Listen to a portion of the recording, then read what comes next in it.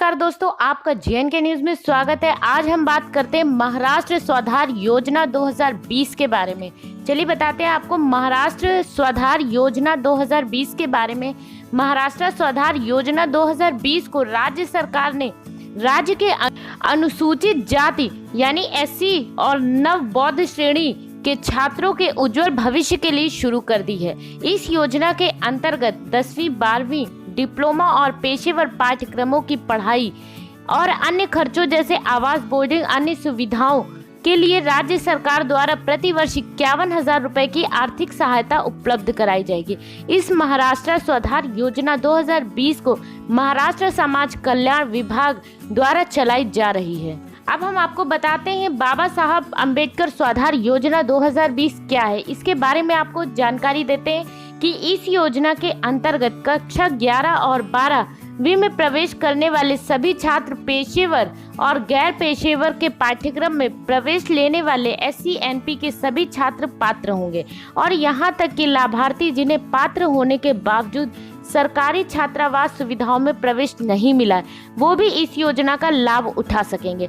प्यारे दोस्तों, आज हम आपको अपने इस आर्टिकल के माध्यम से डॉक्टर बाबा साहेब अम्बेडकर स्वाधार योजना 2020 से जुड़ी सभी जानकारी जैसे आवेदन, पात्रता, दस्तावेज आदि को प्रदान करने जा रहे हैं। जैसा कि आप लोग जानते हैं कि आर्थिक रूप से छात्र गरीब होने के कारण उच्च शिक्षा प्राप्त नहीं कर पाते हैं। इस योजना को देखते हुए राज्य सरकार ने महाराष्ट्र स्वाधार योजना 2020 का शुभारंभ किया है।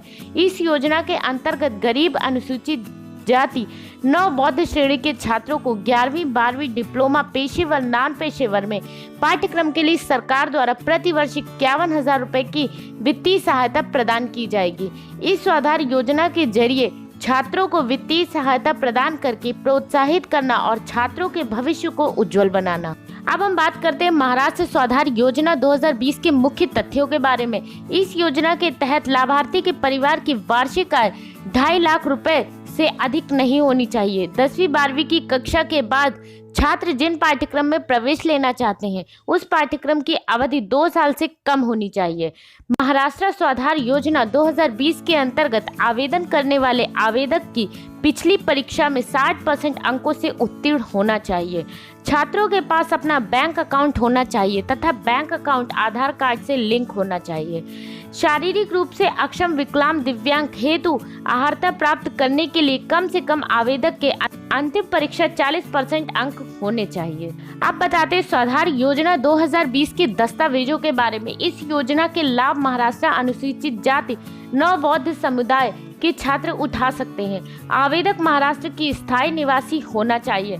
आधार कार्ड, पहचान पत्र, बैंक अकाउंट, आय प्रमाण पत्र, जाति प्रमाण पत्र, mobile number, passport size photo. Maharashtra Swadhar योजना 2020 में आवेदन कैसे करें? महाराष्ट्र के जो लाभार्थी इस योजना के अंदर आवेदन करना चाहते हैं वह नीचे दिए गए तरीकों से फॉलो करें।